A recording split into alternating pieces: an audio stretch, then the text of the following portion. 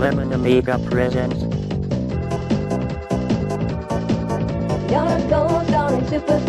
Playguide video review. Sit back and enjoy the show.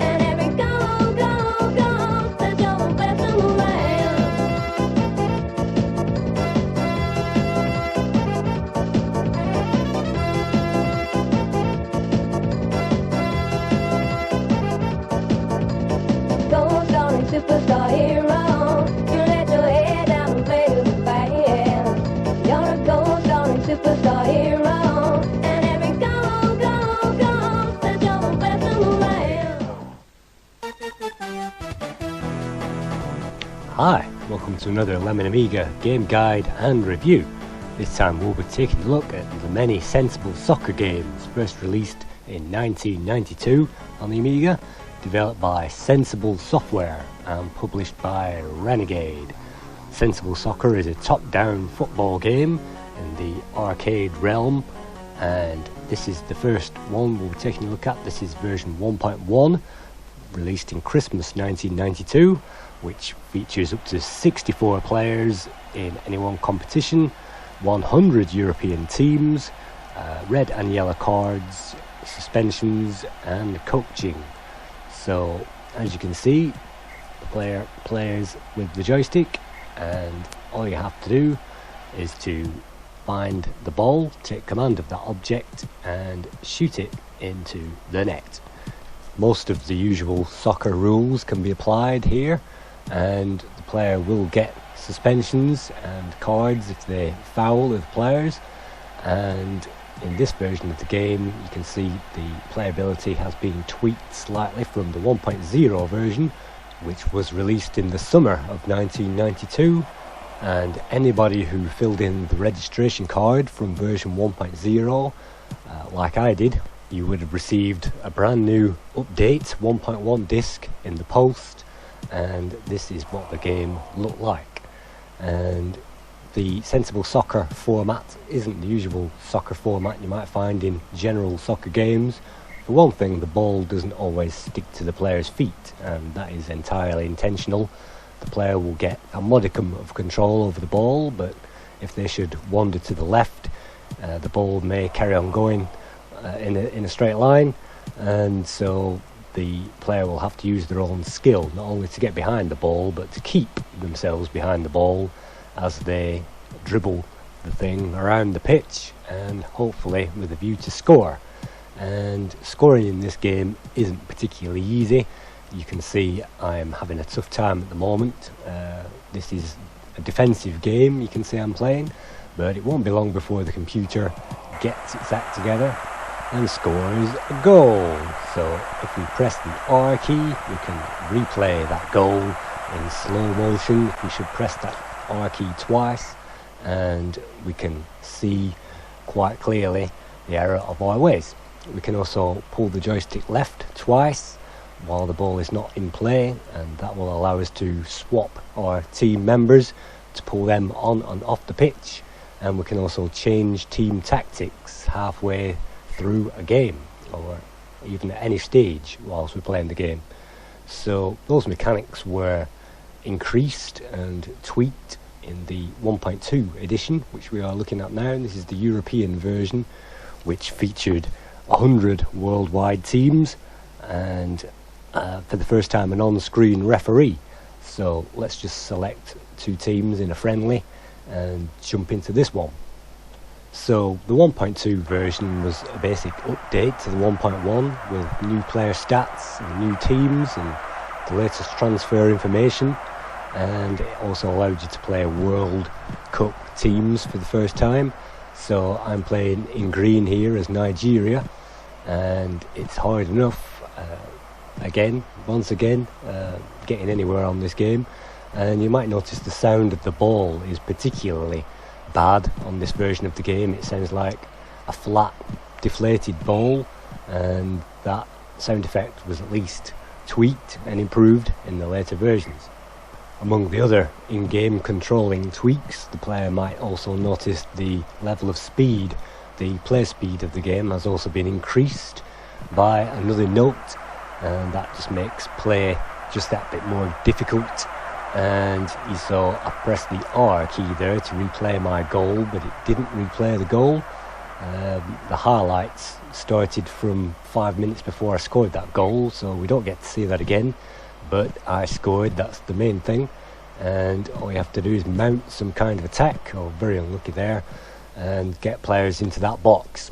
So this is the next version of the game I will show you. This is Unsensible Soccer, released on the Amiga Action cover disc number 42 in March 1993. And Unsensible Soccer is basically a demo of the game. I'm playing in yellow here as Norwich, and as soon as one player scores a goal, then that demo is then over. So let's get our skills together and see if we can get that mechanic to work. And here we go, dribble down and straight towards the goal. That was a perfect example of a great goal. Let's play that again.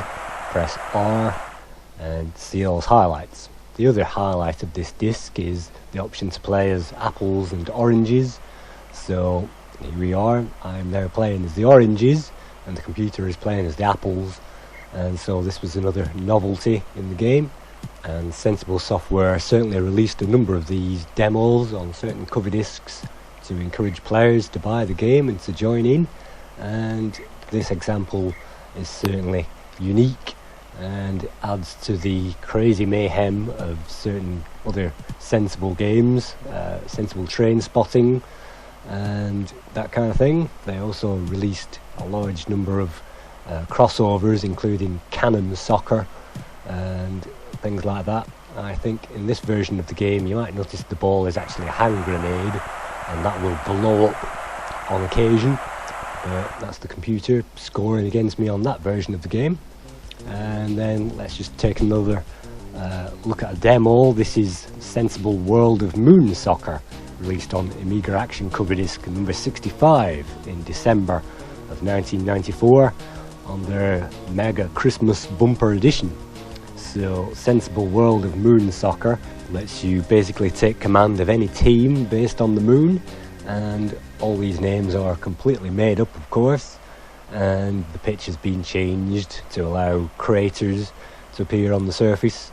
And so yet again, this is just another variation on the Sensible theme, and the Sensible crew never did get around to completing Sensible Universe of Soccer, if that was even in the pipeline. But the humour in this game of the coders and the programmers, it's the computer there dribbling the ball in figures of 8. There's no way I could stop that ball. But yeah, the sense of humour comes through, and again the game mechanics have been tweaked, so this game plays just a little bit faster again, and of course the ball sticks to the player's feet even less than it did originally. So let's just skip on through to the main event. This is Sensible World of Soccer, released to cover the 96-97 season, and the producer of this game was Graham Boxall, who also worked with Bitmap Brothers on games such as the Chaos Engine and Speedball 2. The coder in this case was Chris Chapman, who helped to found the Sensible's reputation on the Amiga with games such as First Division Manager, Megalomania in 1991, and Sensible Golf. And the graphics were mainly done by John Hare, who rose to fame after creating the graphics for Parallax in 1986 on the Commodore 64, and Whizball was another Sensible Software creation in 1987 for the Commodore 64. He also worked on WizKid, Sensible Golf, and most recently Speedball 2 Evolution in 2011. The graphics were also co-created by Stoo Cambridge, who came to the Amiga with The Final Conflict and Feudal Lords in 1990 before moving to Sensible, and the music Richard Joseph, Jason Page, Alex Joseph and Graham King, who went on to work on Flight of the Amazon Queen in 95. As you can see, the menu of SWOS 97 has changed considerably from the first incarnations of this game. Taking a look at the options here, we can change the length of the game, we can also change the type of pitch, with several new types of pitch included in this game. we can switch on and off the replays, switch on and off the menu music. So let's just skip past that. We can also format ourselves a game save disc.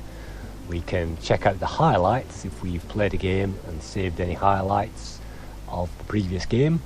We can also edit the teams and select whichever team we like. We can edit the team names and the individual players' stats, including the players' kit and the colours and that kind of thing. And we can also rename players individually just to customise our team and to create our own formation, so that even pub teams and club names that haven't been programmed into this game can in fact be added at the player's discretion. We can also edit the tactics of each game, and this allows the player to reposition their squad anywhere they should choose around the pitch.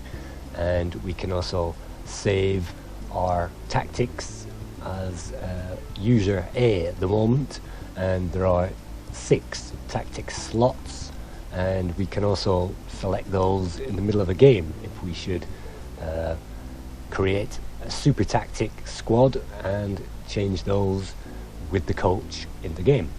So without further ado, let's check out the competition entries. We can create our own competition, we can run a friendly, we can run a World Cup using our own teams or teams of our own selection, and there are 1,400 pre-programmed teams already in the game. And we can also run a career which runs for 10 years but no longer. So I'm going to select custom for this and program myself in a custom championship. For this I will increase the number of teams to 8. We will play each team once and 3 points for a win. Then moving on, we can then select any number of teams in our championship, up to 8 in this case. I will select the club teams from Europe, and let's select England for this example, and the Premier League. So that gives you an idea of the 1,400 teams in this game, and I'm going to select 7 teams: Manchester United, Newcastle, Arsenal, Liverpool, Aston Villa, Sheffield Wednesday, and let's just select another one, Chelsea as well. And for our team we'll select Blackburn Rovers.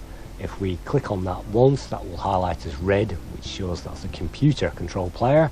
Twice turns it blue, which is a playing player, and 3 times turns it light blue, which means it's basically a coached match, and you will have to watch all those matches without any participation. So as we get onto the playing itself, we can look at the different playing stats of all the other teams, and when we get onto a round which features ourselves, we can either look at the result or we can play the match. So let's have a look at the opponent team. Chelsea in this case uses a 5-3-2 formation, and they have a number of strong players in that team, and I can equate myself to them by choosing the same formation or a different one. And as I say, user formations there, we can select one of the 6 to place our squad in any given position, but let's just leave it on 4-4-2 for the moment, and that's generally a good starting formation because it gives us 2 strikers at the head of the field. And you might notice the letters by the players' names. F means finishing, V means velocity, P means pass, S means speed, C means control. So the letters next to the players' names will denote the special skills that those players have. And if you are selecting a midfielder, you might want to have S as the first letter so that he has plenty of speed. And if you are choosing an attacker, then F for finishing speed or V for velocity means that striker will fire as fast as possible into that goal. And the game mechanics of this game, the player will have to hold down the fire button when they are on target for a pass or the goal, and the longer they hold down that fire button, the more strength the player will be able to put behind that striking effort. And here's the computer with a similar striking effort straight through my goalie as though he wasn't even there. And so that's another computer goal at my expense. So let's just check out the comparison zone for a moment to take a look at all these versions. In the top corner you can see the 1.1 and then 1.2 on Unsensible Soccer. So from version to version there are additives included. Certainly in the sensible world of soccer, you might notice the ref is on screen at all times. The on-screen ref was actually introduced in 1.2, and you'll notice the play speed, the game speed is notably slower in the 1.1 and 1.2 versions, and certainly faster in 97. And certainly if you play that with the Amiga 1200 or an old 20 CPU. So the Sensible gang certainly updated the formula from 92 throughout the 90s, and they continued to release sensible soccer games even to this date. So let's return to the action. This is me versus Chelsea. It's not looking particularly good, but I've just managed to save another goal. So what I like to do is run up the centre of the pitch and trying to get an angle on that goal mouth, and near miss there, and it's hard enough, as I say, trying to get the ball, and that's it, half time, 1-0. That wasn't particularly well done. Let's try again. Quick press of the fire button can speed us on to the second half, as well as being able to tap to the left to encourage the coach menu to appear. In this game there is also a number of in-game keys. As we have seen, the player can press R at any point to replay the last few seconds, and press R again will play that in slow motion. If you then press S while that play is replaying, that will save those highlights, and if you press H as well at any point or after the game, that will then review our highlights. You can press F9 to make an S appear in the top corner, and you can also press F10 to switch on and off the crowd chants, which can be particularly annoying in this version of the game. I enjoyed the crowd chants of version 1.0 and 1.1, and then since then I feel the crowd chants have gone down somewhat, but the ball certainly doesn't feel deflated in this version, so they have improved those sound effects, and the graphics have had a tweak. The pitches are now tweaked to be brighter and better defined. There are a number of extra frames of animation that can be seen in the players, and the controllability of this game has also been given a little tweak as well. So as I say, the control of the game isn't particularly easy. When the player wishes to shoot or pass the ball, all they have to do is to press the fire button. A longer hold of that fire button will give the player extra power to shoot that ball, and while the ball is in the air, the player can also add aftertouch by holding the joystick left or right. The ball can be curved, curled or bananaed into the goal mouth, and pulling back on the stick whilst the ball is in the air will volley the ball and produce a high kick, and that will go over the players' heads to enable the possibility of striking from the halfway line. And volleys can also be altered in mid-air with aftertouch by holding left and right on the joystick, and often it's best to add a layer of aftertouch onto the ball, particularly when striking for the goal, and that tends to fool the goalie, or at least make the job a little bit more difficult for the goalie. So that was another defeat by us, and so you might notice we had a foul in that game.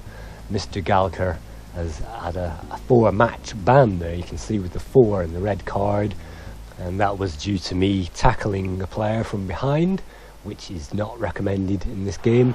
If you desire the ball, the best thing to do is to get a player between the ball and the opponent player's nearest rival, and he may kick the ball towards you. You can also run directly towards the ball in the direction the opponent is running, and hopefully that will steal the ball, and the game will give you milliseconds to have the ball stick to the player's feet at that point, so the player can loop the loop and perform special manoeuvres while the ball is stuck to the feet. But as I say, while they dribble the ball down the field, that mechanic will not operate. So in general, what I like to do is to pass the ball very quickly between my players and to get that ball up the screen or down the screen as fast as possible. And you can also press fire while underneath the ball to dive at the ball and to head the ball. If the ball is directly over the players' heads, they will head it forward in the direction they are currently falling, and that's also a great tip. You can also chest the ball as well. If there is a low kick heading in your direction, you can chest the ball by pressing fire as it approaches, and the player with the number above their heads will jump up. You might notice the player's number will appear above their heads, and that denotes the player under our control. If we should desire a player which isn't currently selected, it is often best to run off the screen, just like Speedball 2, and hopefully the player will switch to the player that we need. And when we manoeuvre our joystick, when we haven't got the ball, that will basically move our entire team up or down the pitch. And it's a simple matter of manoeuvring our players under the ball and stealing that, and to try and get a combination to try and score. So again, that was a wasted head-on tackle there, but I'm wasting no time trying to get that ball there. Look at that, what a foul from that guy. That's what I call the airy-fairy method. If you decide to run around the goal mouth with the ball, you might get cropped, and that awards a penalty. So by clowning around there, waggling the thing left and right, boom, boom, boom, boom, and then firing at the last moment, that should confuse the goalie enough to score from a penalty. And scoring from penalties is certainly an easy way to score in this game. And even from the kick-off, there are a number of tactics we can employ to try and get the ball.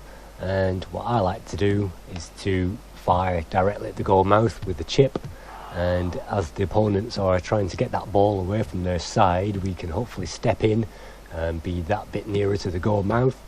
And the other tactic is to approach from the side and try and get a side shot into that goal area, and that can often reap its own rewards. And mostly the goalies are hard to get by in this game. They range from really rock solid goalies who manage to save everything to the weaker goalies who manage to save nothing. But certainly against difficult sides like this, you'll find the goalies are much harder, and certainly the creation of the player stats enables transfers in career mode, and the player can buy all the best players for their team and transfer those guys in there. There is a star rating as well. Anybody with 4 stars is the best. Anybody with a white star on the end, and anybody with 3 stars is certainly a good player. Anybody with less than 3 stars, and it's probably best to get those guys out of there. And so, just like Speedball 2, the transfers market is a crucial and an essential part of this game. So there are certainly many features packed into this.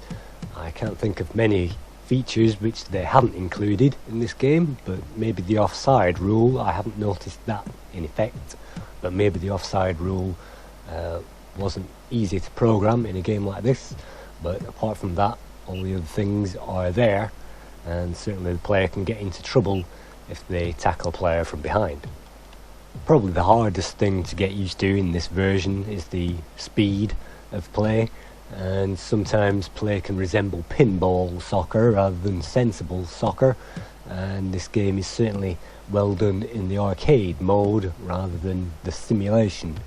So there are no simulation tricks here except for perhaps the velocity of the ball and that kind of thing. It's yet another goal scored from the Wednesday. Look at how that player manages to circle the ball around in a figure of 8, and that's certainly difficult to do in real life, but much easier to do in this game.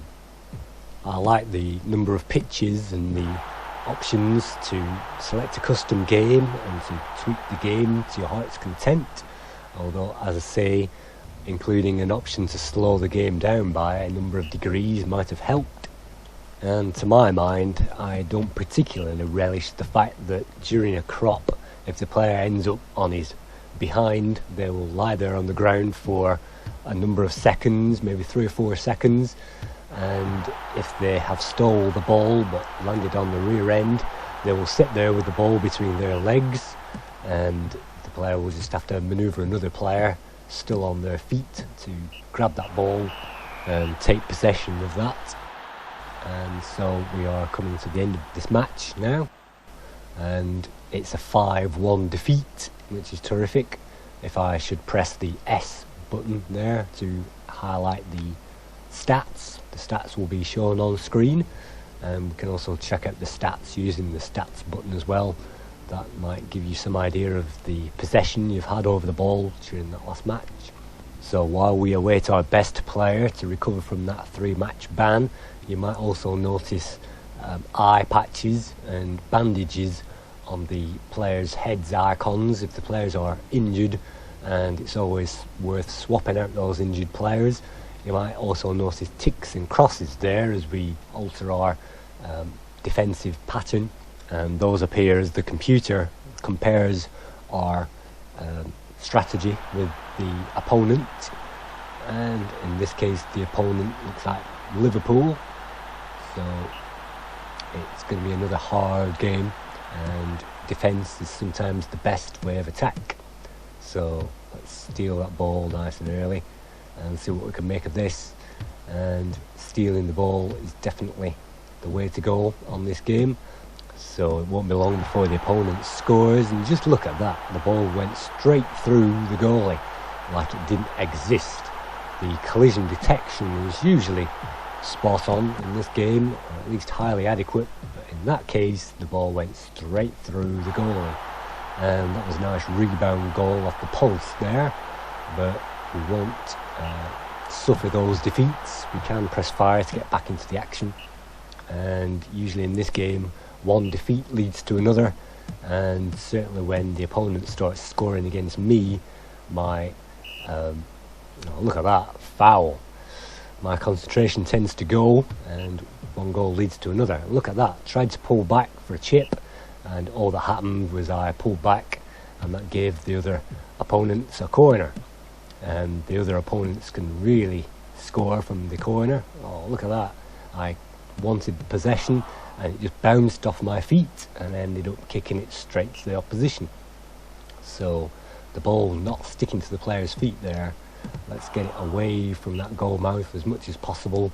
Let's get a goal kick.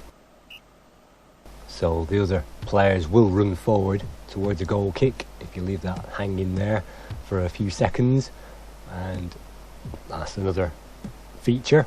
The players will also run forward towards a throw as well if you end up throwing that ball into play, and very unlucky there. So let's grab that ball and run up the pitch with it, and you never know, sometimes you can just be unlucky or lucky in this game. You pass to a player in the box in the right position, cross to the player and allow the other player to dive into the box and cross that in the opposite direction into the goal mouth. That can certainly work, and there are many different tactics which can be observed. Also, if you run directly into the corner of the goal mouth on a straight run up the centre of the pitch, that can also prove useful. But look at that, what a goal, straight into the goal mouth from the goalie.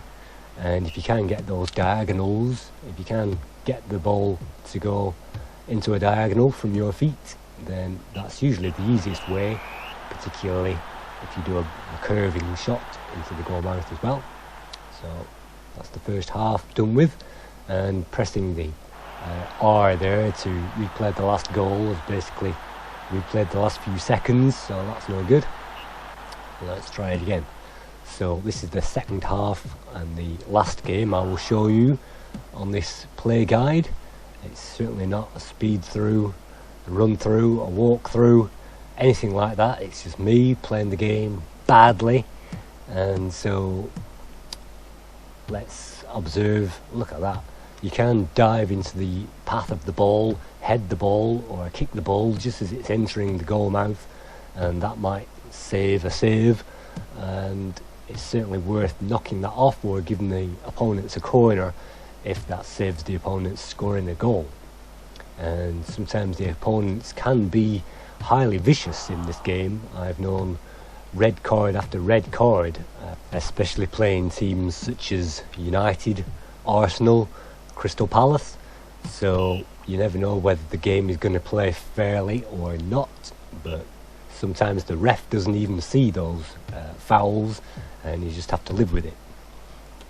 So despite a few variables in this game, I like the atmosphere in general, I like the crowd noises, I certainly enjoy the different pitch types and the customization of this game.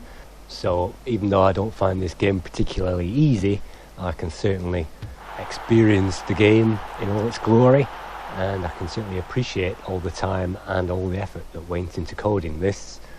So highly recommended, and if players want to check this out, they can find sensible software versions of the game on the Xbox and on the iPhone and the Android and all the other venues for playing games these days. So let's just take a quick look at the scores. The original Sensible Soccer 1.1 gained 91% in CU Amiga July 1992, but only 78% in Amiga Action.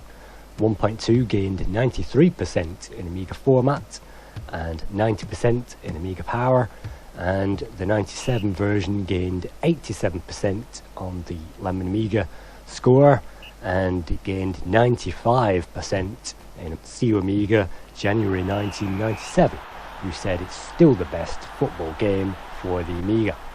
I think it's still a masterpiece, and I highly encourage players to check this game out. So that's another Amiga classic title covered, and hope to see you again in our next Playguide and review sometime soon. Cheers.